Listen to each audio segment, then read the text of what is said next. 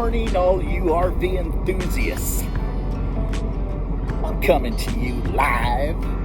Well, it's not going to be live by the time you see it. But I'm coming to you from Texas, the great state of Texas, where freedom reigns and mandates suck. You know what I'm saying? Today is another gorgeous day. It's winter time, and it's 9 a.m. Starting a little late today. And it's 73 degrees, 72 degrees. It's probably a little bit warmer since I walked out here, but this is amazing. Oregon, cyclone bombs, flooding, cold, wet, damp, mold between the toes. There's a reason why they say Oregonians are wet-footed.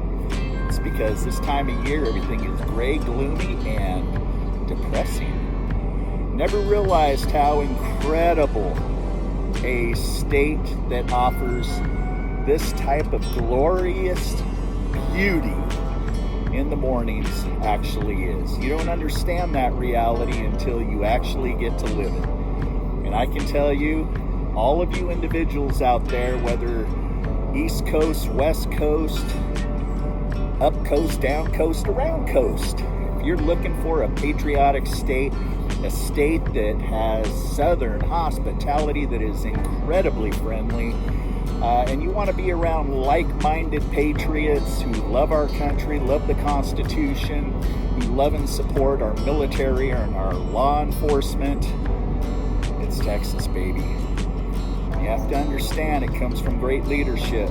Great leadership as in the great Sir Governor Abbott. This individual is fighting for our freedoms.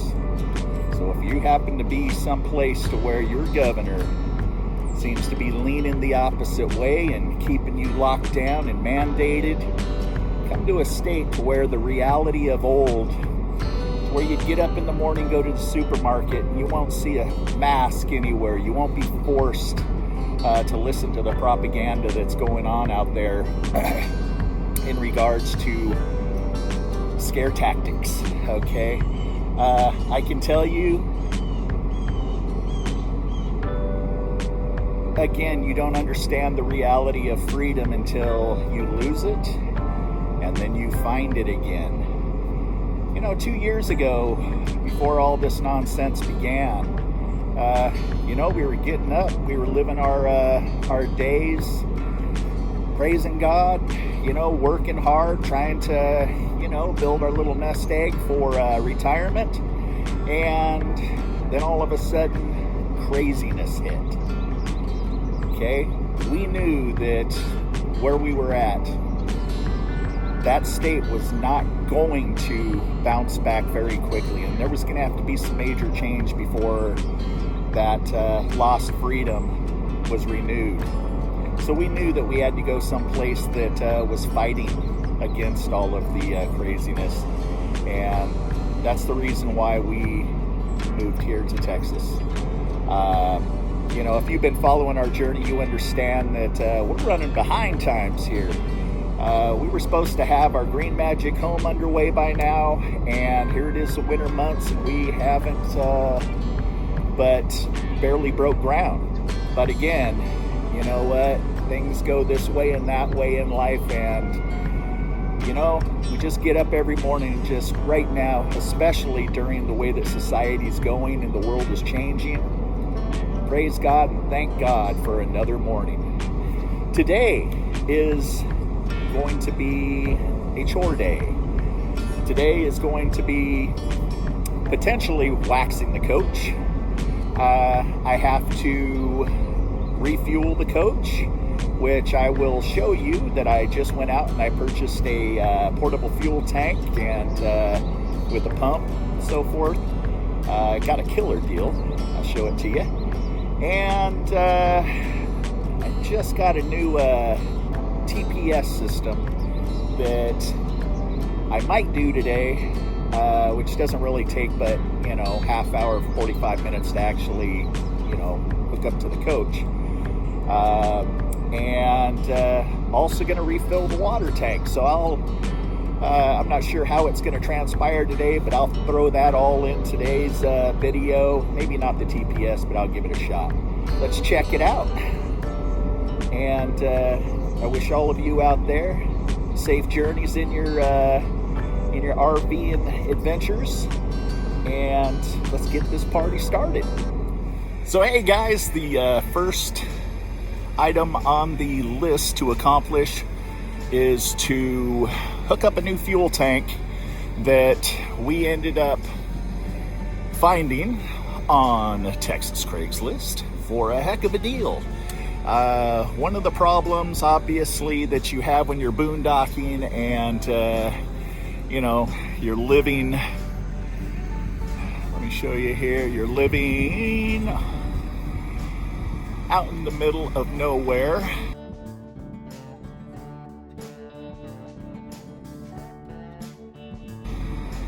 And you have to bring in resources until you get everything established to where you don't have to do the extra work of bringing in water, power, and so forth. And fuel. Today is all about fuel. Here in the last week is I got on Craigslist and I went out and I got myself a fuel tank and pump. See if I can show you here without the sun. What it is, it's a 45-gallon fuel system that I can go to the gas station, I can fill up, and then I come back and then I pump it, as I will show, into my fuel tank.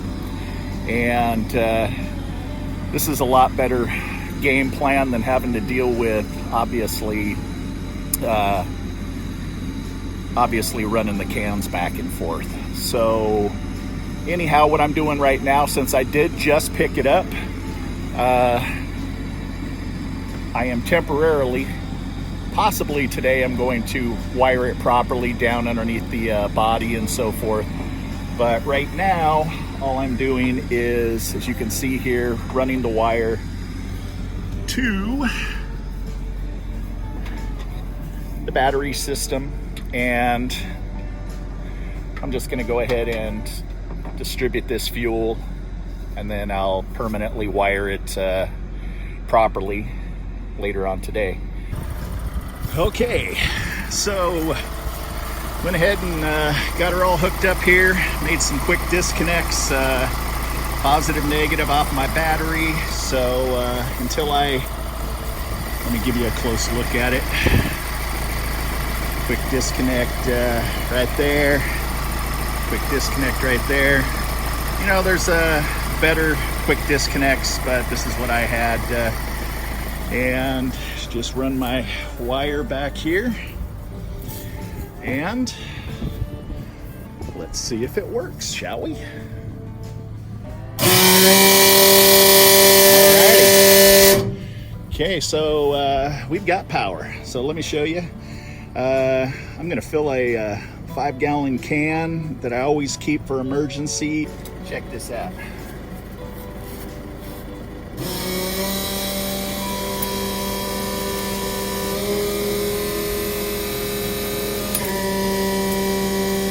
See how fast that filled up that quarter of a gallon? So now what I do, I got my 5-gallon can in case I ever get caught off guard and I have to have some diesel. So this is always around.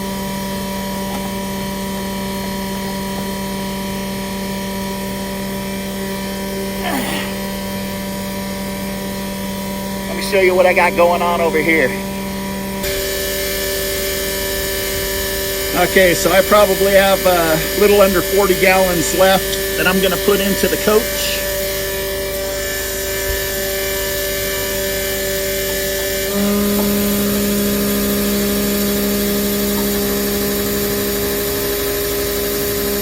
This is so much nicer than having to run cans back and forth.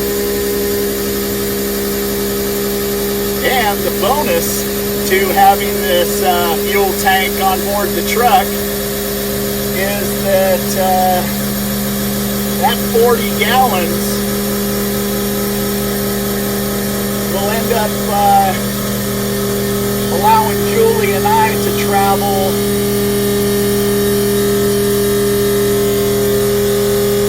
an extra 1,000 miles without having to fuel up if we decide to take the GMC.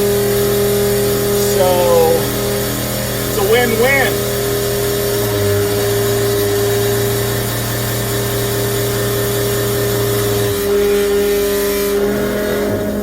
Look at that.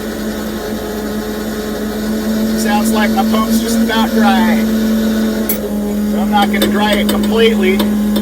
But that right there, ladies and gentlemen, was 40 gallons. How awesome is that?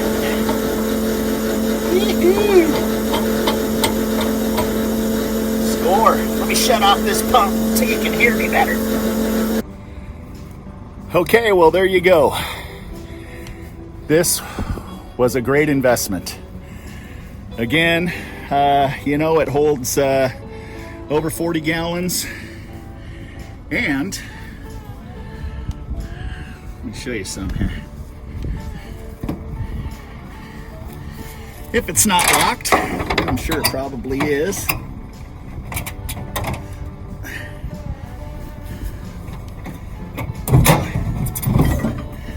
It's got a nice little handy storage box on top. So you can keep, your tire changing products, your air pumps, whatever. And right there is the manufacturer. It's DZ, D-E-E-Z-E-E, the Quality Truck Accessory People. I wish it was brought to you by, but who am I? I'm a nobody. So anyhow, that's what we got going on. Now we don't have to run cans anymore. So this transfer pump system, I called him immediately. He happened to be a truck driver. He was on the road headed back from Amarillo. He said, you're the first call. I said, all right, what's the best price you'll give it to me for? Because he didn't have the price listed. He goes, you know what, it's just sitting at the dealership right now and I have to get it out of there. So if you go pick it up, $1,000. Boom, sold. So there you go. This is how we transfer when we are boondocking. And hopefully soon you're going to see us do our power install, and we'll talk about that. On to the next chore. Okay, so being out here in the middle of no utilities, no resources, we have got to haul in our water. So one of the first things that we had to do is go and acquire ourselves a 300 gallon tote, which you see here. And this tote is extremely heavy for our little pickup when it is full, but it is a diesel and it does get the job done. So as you can see here, I've already ended up refilling our coach twice. This is probably going to be the last fill off of this run. So each fill lasts us anywhere from 3 to 5 days, depending on how much laundry we do, how many showers we take. I'm rather particular about taking at least one shower a day. So, we ended up getting ourselves a low flow shower head, and we pretty much conserve water any way we can. And we have a low flow Tecma toilet system, so we can either flush a full flush or a partial flush. So we do a lot of partial flushing. So anyhow, we do everything that we can to preserve our H2O. So next thing I'll show you is how I transfer it from this tank down into our coach right here. Okay, so this is the setup that I have decided to go with, which works out really well. First, you start with 300-gallon water tote, which we end up running to a location. We donate $5 and we get to fill it up. Actually, it's a nonprofit organization, so we actually made a large donation, just to help them out. Besides cover, any water bills that they would incur. But let me get up here and show you what we got going on here. Okay, so this is my 1/2 horsepower transfer pump by EcoFlow, which there is the inlet. Excuse me. Blow off all these bugs. And then it basically transfers the water down into my coach, which is right there. And really nothing to it other than needing to apply power, and away it goes. And let me go ahead and turn it on so you can actually hear it. Okay, so not sure how well you can hear me or not, but this is pretty much the pumping system in operation. And in order to fill our 120-gallon holding tank, it takes about 15 minutes, and then it pretty much tells me it's time to shut her down. So it's not that annoying, but if you're in a park and you're having to do this, or around other people, you might have somebody to complain just to complain, but it's not that bad. So this is the pump system that I use. 300 gallons per hour. It comes with a 6-foot inlet hose and a suction plate that you actually can drop down into the tank. I don't know, I think I spent since I bought it in a small town, I think I might have overpaid. I could have probably saved money on eBay, but I think I spent like $60, $70, which it is what it is. You got to do what you got to do. So now what I do is I just kind of kick back, let it do its thing, and get her done. Well, while I'm waiting for this water to pump, I just want to show you something.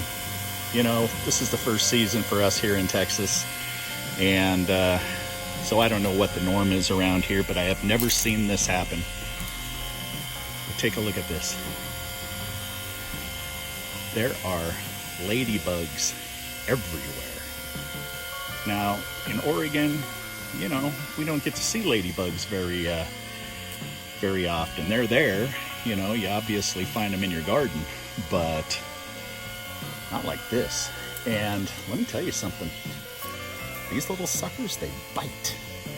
And they go for the eyes, the nose, and the ears. So I don't know if this is just look at this. You got really bright ones, and then you have ones that are bleached out. So I don't know if that's young and old, or male, female, or what, but if anybody knows, I'd be curious to know. But again, these things bite, and I'm not talking like nibble. It's kind of like that they're there. So I don't know how I'm going to combat the ladybugs, but another thing that we have here in Texas is fire ants. And now let me tell you something. When you get bit by a fire ant, and I'm talking just one. And these little things really aren't that big at all. They are really pretty small, but their bite packs a minimal amount of venom, and it obviously can't hurt you, but you definitely know that you have a fire ant on you. And normally, if there's one fire ant, you probably have more than one that's working its way up to biting on you. And let me tell you something, there was one property that we went and looked at that I was standing, you know, I was very conscientious about them, but this was some long grass and I didn't see that I was standing right next to a fire ant hill. Oh my goodness, let me tell you something. That was my first wake-up call, and I learned right quick. One thing that you learn here in Texas is you never really stand flat-footed for very long, because you don't want to give anything that's in the grass, fire ants, scorpions, snakes, anything to work its way up on you, which, you know, in Oregon, we didn't have that problem. Okay, well, thanks to modern technology of Wi-Fi, while I was sitting here waiting for the tank to fill up, Julie said that these are not ladybugs. They're actually called Asian harlequins. Ouch. And they are known, which you just seen that, I just reacted, they are known to bite when there is a scarcity of food. They're known to bite humans, and that's what really makes them not as likable as the friendly little ladybug. So it's called the Asian harlequin, and I guess I think she said it might be in the beetle family, but I can tell you one thing, you know it when you get bit. I'm pretty thick-skinned. I mean, I can get bit by a spider or something like that, you know, but these little suckers, they just like, you know what I'm saying? It's just, and then you got to kill them, unfortunately. You know, nobody likes to kill the little ones, but, you know, attack and be attacked. Be attacked. Whatever. So anyhow, so that's the fun little fact of today. The Asian harlequin looks like a ladybug, but it's actually not. Okay.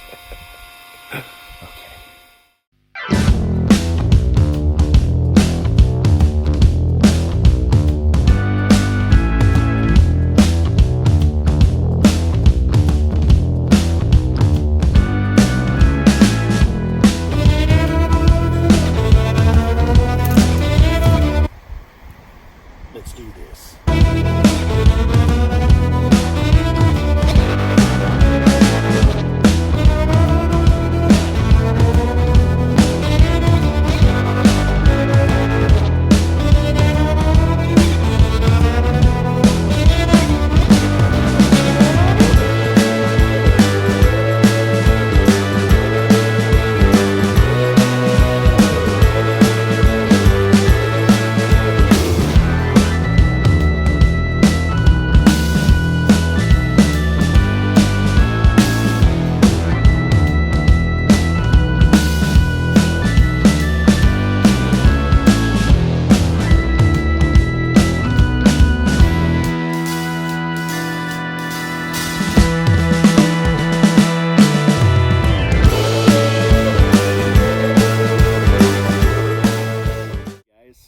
Hope you enjoy this video, and if you like it, give it a thumbs up. You know, I'm pretty much making these for the RV community and all the campers and all the people out there that are interested in seeing what we have going on. Again, it's a beautiful day in the neighborhood. Won't you be my neighbor? Peace.